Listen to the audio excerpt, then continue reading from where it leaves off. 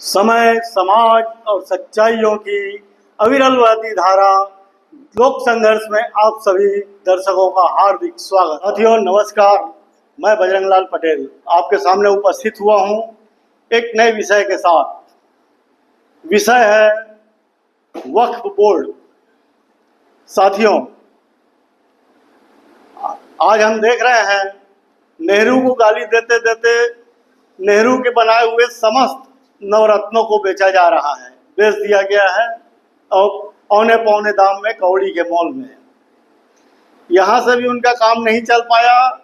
आज वे एक वर्ग विशेष के, एक धर्म विशेष के पूरी संपत्ति को भी दांव में लगाने के लिए मैदान में उतर गए हैं।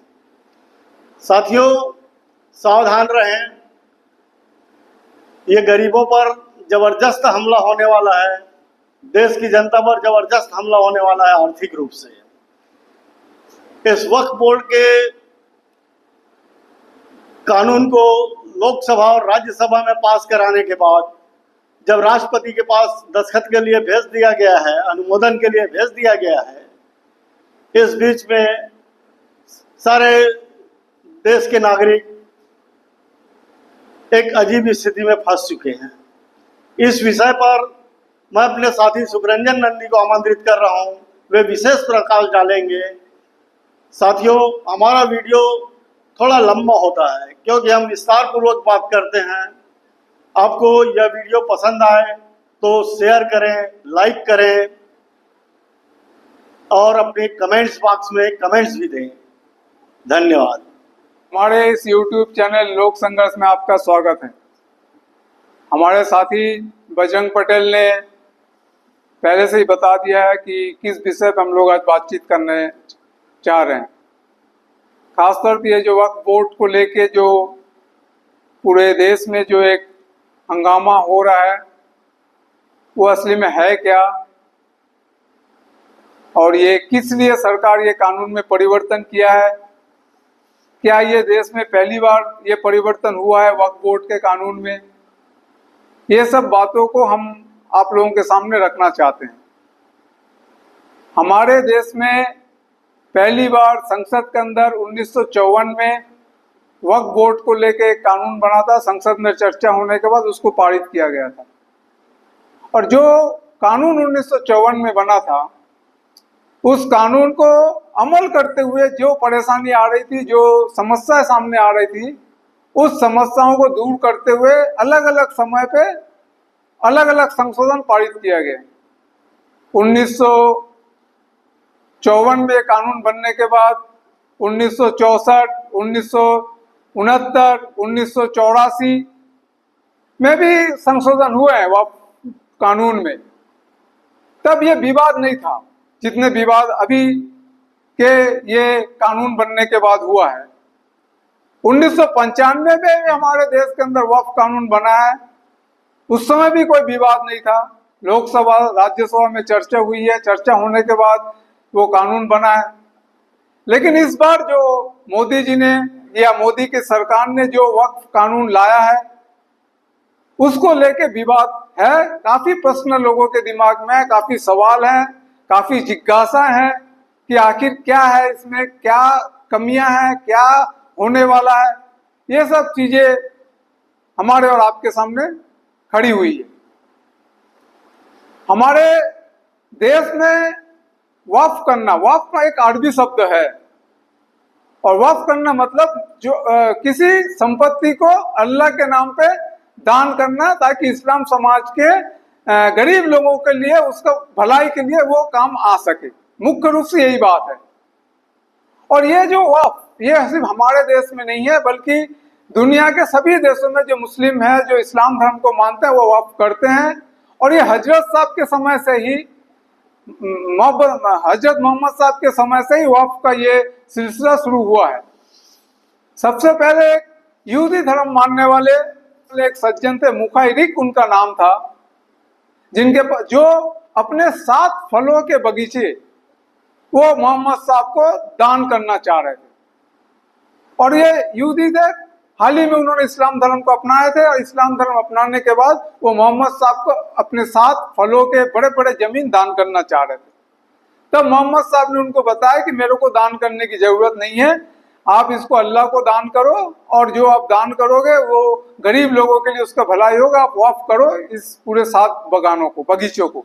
और उन्होंने वही काम किए मोहम्मद रिक साहब ने। उसके बाद अब्दुल्ला नाम के एक सज्जन थे, उन्होंने भी मोहम्मद साहब को बोले थे कि मैं भी अपनी बहुत बड़ा जमीन आपको दान करना चाहता हूं। तब भी मोहम्मद साहब ने बोले थे कि आप मुझे दान मत कीजिए, अल्लाह को दान कीजिए, आप वक्फ करिए, और उसके बाद आप जो है आपके जो संपत्ति से जो होगा वो इस्लाम समाज के जो गरीब लोग हैं, जो महिला हैं, उनका उत्थान के लिए वो पैसा खर्च होगा। मेरे को दान करने की जरूरत नहीं है, आप अल्लाह के नाम पे दान करके जाइए, और वो अल्लाह के नाम पे जो दान होगा उससे गरीब लोगों का भलाई होगा। वक्फ किया हुआ जो संपत्ति है, उस संपत्ति आप वापस नहीं ले सकते, उस संपत्ति को कोई बेच नहीं सकता, उस संपत्ति के कोई वारिस नहीं हो सकता।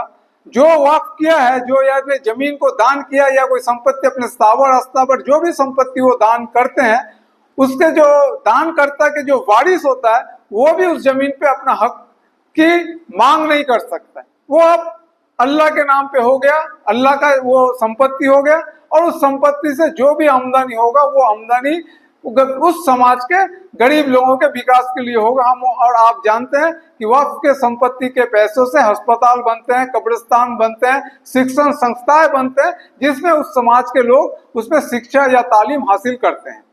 तो मुख्य बात यह है कि वक्फ अल्लाह को दिया गया दान है, और उस दान से जो भी पैसा आएगा वो उस समाज के गरीब लोगों को उत्थान के लिए खर्च किया जाएगा। अब हमारे देश की जो सरकार है, जो अभी हाल ही में जो नया कानून बनाया है, वक्फ कानून के नाम ही उन्होंने बदल के उम्मीद कर दिए हैं,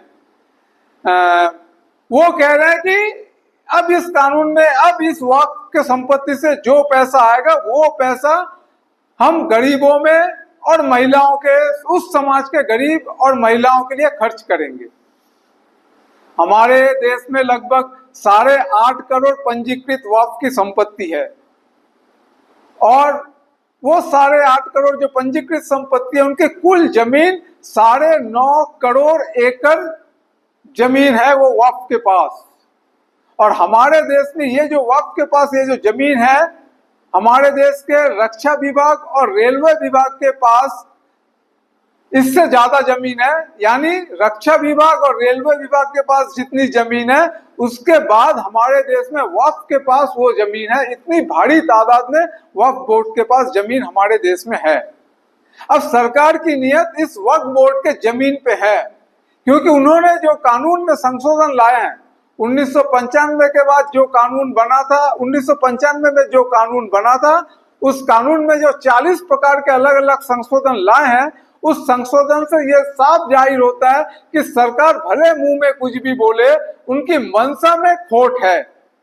और हम और आप जानते हैं कि हमारे देश के वक्फ के बहुत सारी संपत्ति हैं जो हमारे देश के सरकार इस्तेमाल करते हैं, जो हमारे देश के सरकार बहुराष्ट्रीय कंपनियों को सस्ते दरों में लीज में देके वहां से इनकम कर रहे हैं।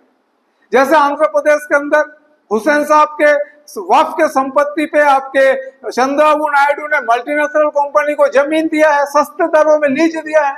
तो इसी तरीके से और भी बहुत सारे राज्यों के अंदर वक्फ के संपत्ति को सरकार ने जो है लीज दिया है मल्टीनेशनल कंपनी को, या सरकार उसको उपयोग कर रहे हैं।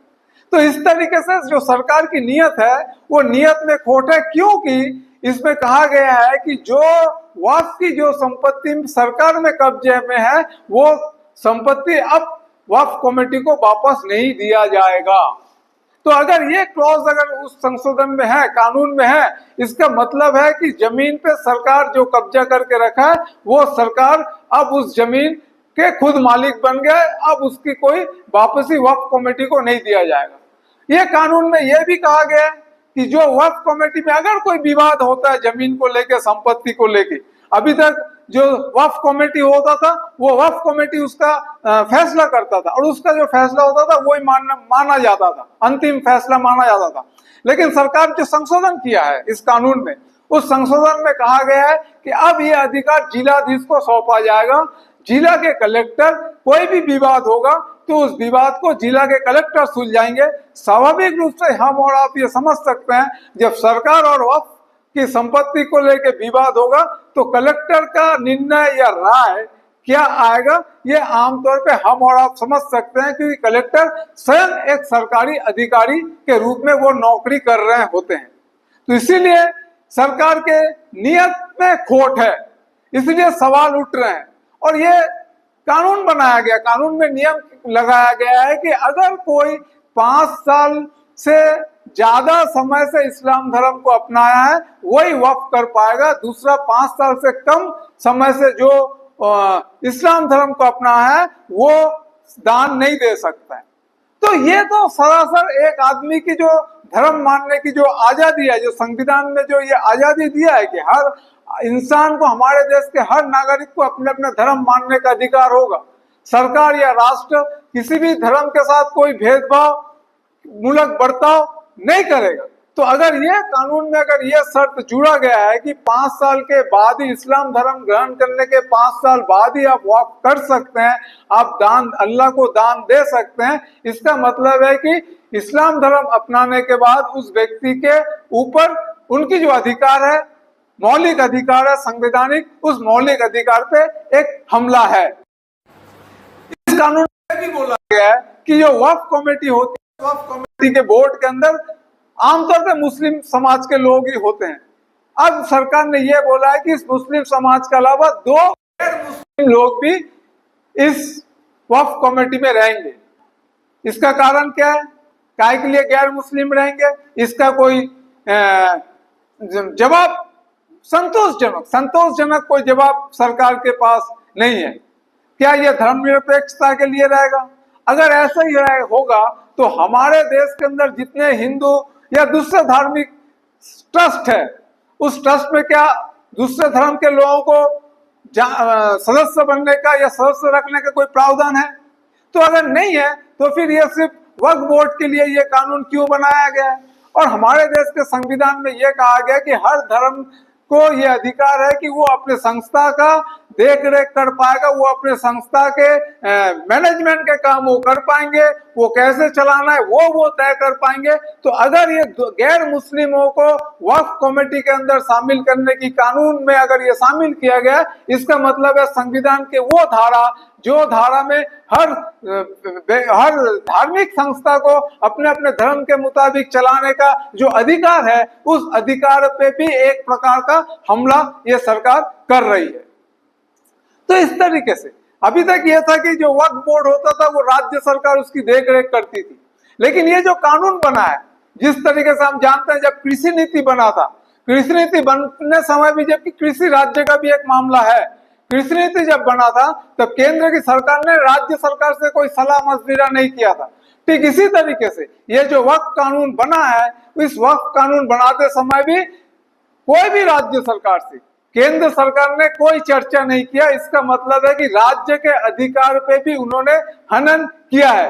ये जो ये प्रचार करते हैं डबल इंजन की सरकार, उनको इसीलिए चाहिए ताकि कोई भी मामले पे जो राज्य के अधिकार क्षेत्र में आता है वो राज्य के साथ बिना सलाह मशविरा किए ही वो अपने केंद्र में बैठ के अपने फैसला सुना सकते हैं, केंद्र में बैठ के वो फैसला कर सकते हैं। इसलिए उन लोगों को डबल इंजन की सरकार चाहिए ताकि राज्य सरकार को बाईपास कर सके, राज्य सरकार को कोई किसी भी विषय का कोई सलाह मशविरा में उनकी कोई भागीदारी ना ले सके, उनको कोई भागीदार ना बना सके।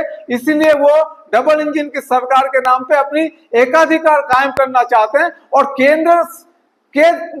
केंद्रीकृत तरीके से वो पूरे देश को चलाना चाहते हैं। और इसी का नतीजा है कि ये जो वक्फ बोर्ड में वो राज्य के जो अधिकार है कि राज्य सरकार उसको बोर्ड को चलाता है, उस अधिकार का वो हनन किया। राज्य के संघवाद के ऊपर भी ये एक हनन है। इससे जो चौथी बात है वो ये है कि ये जो वक्फ बोर्ड के नया कानून है, इस कानून में कहा गया है कि कोई भी विवाद होगा वो विवाद अब जो सर्वे वगैरह करने के लिए, कोई भी विवाद पे सर्वे करने के लिए जो पहले अलग से जो सर्वे के ढांचा खड़ा किया जाता था, एक अधिकारी रहते थे, नियुक्त किए जाते थे, अब ये काम जिला के जो कलेक्टर होंगे वो ही करेंगे। तो कुल मिला के ये प्रशासनिक हस्तक्षेप इसमें बढ़ेगा। अभी तक प्रशासनिक हस्तक्षेप इसमें ज्यादा नहीं था। ये मामला उनकी धार्मिक जो संस्थाएं थे, धार्मिक जो बोर्ड थे, धार्मिक जो मामले थे, वो उनको संचालित करते थे। लेकिन अब वो प्रशासनिक मामले में हस्तक्षेप को इसमें और ज्यादा करने का मौका ये कानून ने दिया है। और ये कानून साफ बता रहा है कि ये जो हमारे देश के अंदर जो मुस्लिम समाज है, उस मुस्लिम समाज के ये जो लोगों को उत्थान करने के लिए जो वो काम करते थे, वो काम करने में एक सबसे बड़ी बाधा के रूप में वो ये कानून को लाए हैं, ताकि ये कानून को सही ढंग से वो इम्प्लीमेंट ना कर सके और इसमें हर जगह पे सरकार और प्रशासनिक लोगों का अटकलें बनी रहे। अब वो ये कह रहे हैं कि वो गरीबों के उत्थान के लिए वो पैसा को खर्च करना चाहेंगे, या महिलाओं के विकास के लिए वो जो वक्फ के जो पैसा है उसका दुरुपयोग होता है, इसलिए जो है इसका सदुपयोग हो, इसलिए वो जो है ये कानून में परिवर्तन किए हैं, जो केंद्र सरकार दलील दे रहे हैं। हम और आप जानते हैं ये जो भाजपा सरकार मुस्लिमों के, महिलाओं के प्रति और मुस्लिम गरीब परिवारों के प्रति कितना हमदर्दी रखते हैं, ये हमें और आपको बताने की जरूरत नहीं है। अखलक खान है, पहलून खान है, जिनके ऊपर इन्होंने हमला किए थे, गौ मांस रखने के नाम पर जिनकी जाने गई थी, ये गरीब लोग ही थे, ये कोई पैसे वाले मुस्लिम लोग नहीं थे। तो जो गरीब लोगों की जो ये मगरमच्छ के रोना ये रो रहे हैं, आंसू ये बहा रहे हैं, और इनके मुंह में भले गरीबों के नाम है, लेकिन असली में ये काम करेंगे वो जो वक्फ बोर्ड के जो एकड़ जमीन इनके वक्फ बोर्ड के पास है, वो जमीन शायद ये कॉर्पोरेट घराने ये लुटेरे लोगों को देने के लिए ये कानून में तब्दील किए हैं, ताकि लुटेरे लोग उस जमीन में को लूट के वो और ज्यादा मालामाल हो सकते हैं। क्योंकि वक्फ बोर्ड के पास इतनी सारी जमीन है, जितनी जमीन हमारे इससे ज्यादा जमीन सिर्फ हमारे देश के अंदर आपके रक्षा और रेलवे विभाग के पास ही है। तो भारी जो जमीन है, उस जमीनों पे गिद्ध की नजर लगा के रखे हैं लुटेरे लोग, और ये लुटेरे लोगों के प्रतिनिधि है हमारे देश के ये जो सरकार है। हम और आप जानते हैं कि ये सरकार लुटेरे जो लोग हैं उनकी हिफाजत करने के लिए सरकार है, उनकी प्रतिनिधि के रूप में ये सरकार काम कर रही है। तो इसीलिए ये जो सरकार है, ये सरकार वक्फ बोर्ड की उस जमीनों को लुटेरे लोगों को देने के लिए कानून बनाया है, ये हम और आप समझ सकते हैं। और ये जो महिलाओं की बात बोल रहे हैं, गुजरात के अंदर बिल्किस बानो के बारे में हम जानते हैं, क्या हरकतें वहां के जो लोग किए हैं, हिंदुत्ववादी जो कट्टरवादी लोग थे। और जब उनको सजा हुई थी, उनको बाहर जेल से बाहर निकाल के माला पहना के आरती उतार के मिठाई बांटने का काम जिन लोग किए हैं, आज उनके मुंह पे मुस्लिम महिला के उत्थान की बात हमें सुनना पड़ रहा है। इससे बड़ी दुख की बात और क्या हो सकती है। तो इसीलिए इनके करनी और कथनी में अंतर रहेगा। ये कहेंगे कुछ, करेंगे कुछ, जो कहेंगे वो करेंगे नहीं, और जो करेंगे वो कहेंगे नहीं। ये कहेंगे मुस्लिम महिलाओं के उत्थान के लिए, जैसे ट्रिपल तलाक, 3 तलाक के बाद हम देखें कितना उत्थान हुआ महिलाओं का। हम इसीलिए ये कहेंगे कुछ, और अभी हम देख रहे हैं टीवी चैनलों में बैठ के वो सब सरकारी मौलाना को बुलाया जा रहा है, बहस करवाया जा रहा है। सरकारी मौलाना है वो सब, और बैठ के बहस कर रहे हैं और सरकार के गुणगान गा रहे हैं और मुसलमान समाज को भ्रमित करने का काम कर रहे हैं। सब दलाल लोग हैं ये। असली बात यही है कि ये जो दलाली कर रहे हैं मीडिया में बैठ के, मुख्य धारा के मीडिया में बैठ के, ये दलाल लोग हमारे देश के जो धर्मनिरपेक्ष सिद्धांत है, जो वसूल है, हमारे देश के जो संविधान है, जिस संविधान में हर धर्म के व्यक्ति को अपने अपने शिक्षण संस्था, अपने अपने धार्मिक संस्था को चलाने का पूरा अधिकार उन्हें है, उसको मैनेजमेंट चलाने का अधिकार है। तो ये जो अधिकार का हनन हो रहा है, इसका मतलब है कि हमारे देश के संविधान पे ये हमला शुरू हुआ है, हमारे देश के संविधान पे ये हमला कर रहे हैं। आज वो मुसलमानों को या इस्लाम धर्म को टारगेट न करके हमला कर रहे हैं, कल और किसी को टारगेट करके हमला करेंगे। ये लड़ाई सिर्फ हमारे देश के मुस्लिम समाज की लड़ाई नहीं है, ये लड़ाई संविधान बचाने वाले, हमारे देश के धर्मनिरपेक्ष के सिद्धांत को बचाने वाले हर व्यक्ति की लड़ाई है, हर नागरिक की लड़ाई है। क्योंकि लड़ाई अगर आप समझोगे वक्फ बोर्ड में तब्दीली करके सिर्फ मुस्लिमों की लड़ाई है, तो हम और आप शायद इस समाज के साथ न्याय नहीं कर पाएंगे। ये लड़ाई हर संविधान बचाने वाले की लड़ाई है, ये लड़ाई हर धर्मनिरपेक्ष की रक्षा करने वाले की लड़ाई है, ये लड़ाई हर मजदूर किसानों की लड़ाई है जो इस देश में जनवाद को कायम रखना चाहते हैं, जो इस देश में जनवादी समाज कायम करना चाहते हैं, जनवादी क्रांति करना चाहते हैं। क्योंकि ये शुरू हुआ है, संविधान पे हमला करना शुरू हुआ है। आज वो मुसलमानों का नाम लेके, इस्लामों का धर्म का नाम लेके वक्फ बोर्ड पे हमला किया, लेकिन अगर अभी इसको रोका नहीं गया तो आने वाले दिनों में उनके हौसला बढ़ेंगे, वो और 2 कदम आगे बढ़ेंगे और इसी तरीके से धीरे धीरे वो हमारे देश के जो संविधानिक, हमारे जो बुनियादी मौलिक अधिकार है, उस अधिकारों पे ये कुठाराघात करेंगे। इसलिए ये जिम्मेदारी है हम और आप देख रहे हैं कि बहुत सारे मीडिया चैनल में या बहुत सारे यूट्यूब में बातें हो रही है कि ये जो मोदी जी और अमित शाह जी ने बिहार में नीतीश कुमार को खत्म कर दिए, आंध्र प्रदेश के चंद्रबाबू नायडू को खत्म कर दिए ये कानून को लागू करके। दरअसल हमारे पूरे दुनिया के अंदर, हमारे देश की बात छोड़ दिए, पूरे दुनिया के अंदर जो दक्षिणपंथी ताकत होती है, वो दक्षिणपंथी ताकत धीरे धीरे दूसरे पार्टियों को समाप्त करती है ताकि वो अपने जमीन, अपनी जनाधार को बढ़ा सके। और वो टारगेट में वही पार्टी को सबसे पहले लेती है जिस पार्टी के जनाधार उस दक्षिणपंथी पार्टियों के जनाधार से मेल खाता है।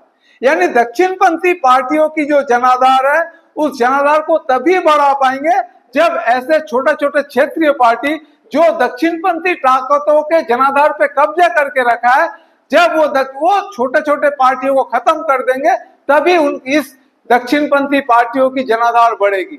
हम जानते हैं इटली के अंदर मुसोलिनी ने, वहां पॉपुलर पार्टी बोल के एक पार्टी था जो मुसोलिनी के साथ समर्थन में था, उस पॉपुलर पार्टी को भी मुसोलिनी ने खत्म कर दिया, बर्बाद कर दिया था। जो सोशल डेमोक्रेटिक पार्टी थे उनको भी उन्होंने तबाह किया था, तभी वो वहां पे एक क्षेत्र राज कायम कर पाया था। तो इसीलिए ये बात जो आज हो रही है, क्या नीतीश कुमार हो, चंद्रबाबू नायडू हो, ये सब धीरे धीरे खत्म होंगे। और ये भाजपा का ये चाल है कि वो अगर अपनी जमीन को बढ़ाना चाहते, अपनी दायरा को बढ़ाना चाहते, हम जानते हैं उड़ीसा के अंदर उन्होंने बीजू जनता दल के साथ क्या किया, हम जानते हैं महाराष्ट्र के अंदर उन्होंने क्या किया है।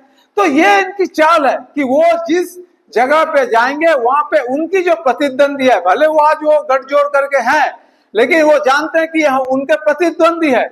जब ये प्रतिद्वंदी को जब वो समाप्त करेंगे तभी वो अपनी जनाधार को बढ़ा पाएंगे। तो इसीलिए वो आज नीतीश कुमार का समर्थन में वो वक्फ बोर्ड को लागू करवाया है, लेकिन ये वक्फ बोर्ड नीतीश कुमार को, चंद्रबाबू नायडू के जनाधार को भी खत्म करने के लिए भारतीय जनता पार्टी आगे आएगा और वो खत्म करेगा, तभी वो आंध्र प्रदेश के अंदर या आपके बिहार के अंदर अगले साल जो बिहार के अंदर चुनाव है, उस चुनाव में अपने जमीन को बढ़ा पाएगा। तो ये दक्षिणपंथी पार्टियों की ये राजनीति है, दक्षिणपंथी पार्टियों की ये नीति है कि वो जहां जाएंगे, जिसके साथ वो गठजोड़ करेंगे, उस गठजोड़ करने वाली पार्टी को वो निशाना बनाते हैं। उसकी निशाना असली में और कोई रहता है, लेकिन धीरे धीरे असली निशाना में वो पहुंचेंगे। लेकिन असली मंजिल तक पहुंचने के पहले वो एक एक मंजिल को जो खत्म करना है वो खत्म करते करते जाएंगे, तभी वो अंतिम मंजिल तक पहुंच पाएंगे। ये उनका निशाना है। तो इसीलिए ये जो वक्फ का जो नया कानून बना है, ये कानून हमारे देश के संविधान के खिलाफ है, संविधान के नियमों का उल्लंघन करता है। हमारे देश के जो लोकतांत्रिक व्यवस्था है क्योंकि अगर हमारे देश के संविधान का उल्लंघन होगा, हमारे देश के धर्मनिरपेक्षता का अगर उल्लंघन होगा, तो हमारे देश के अंदर जो लोकतांत्रिक व्यवस्था है, जो सिस्टम है, वो लोकतांत्रिक व्यवस्था या सिस्टम भी जिंदा नहीं रह सकता है। तो लोकतंत्र को अगर जिंदा रखना है तो हमारे देश के संविधान को, हमारे देश के जो धर्मनिरपेक्ष सिद्धांत है, जो वसूल है, उसको बचाना भी जरूरी है। कोई अगर ये बोलेगा नहीं हम लोकतंत्र को जिंदा रखेंगे, हमारे देश के अंदर तो लोकतंत्र है इसलिए हम अभी कुछ नहीं बोलेंगे, हमारे देश में अगर आज मुसलमानों पे या इस्लाम धर्म पे हमला हो रहा है, कल अगर ईसाई धर्म पे हमला होगा, इसलिए हम कुछ नहीं बोलेंगे कि हमारे देश के अंदर लोकतंत्र अभी भी जिंदा है। तो धीरे धीरे जब हमारे देश के अंदर धर्मनिरपेक्षता के सिद्धांत समाप्त हो जाएंगे, जब हमारे देश के अंदर संविधान के जो नियम है उस नियम में कटौती हो जाएंगे, तो फिर हमारे देश के लोकतंत्र पे भी हमला होना स्वाभाविक है। इसीलिए अगर कोई हम ये समझेंगे कि आज हमारा ये जो वक्फ बोर्ड के ऊपर जो कानून बना है ये सिर्फ मुसलमानों का मामला है, ये सिर्फ इस्लाम धर्म मानने वाले लोगों का मामला है, तो शायद हम एक बहुत बड़ा चूक करेंगे, बहुत बड़ा गलती करेंगे। हमारा कहना यही है, हमारा ये भी मानना है कि ये सिर्फ मुस्लिम और या इस्लाम धर्म मानने वाले का सवाल नहीं है, ये सवाल हमारे देश के अंदर हर धर्मनिरपेक्ष, हर लोकतांत्रिक और हर संविधान को मानने वाले लोगों की जिम्मेदारी है कि वो इस कानून के खिलाफ अपनी बातों को रखे, अपने विरोध को दर्ज करा। बहुत बहुत धन्यवाद।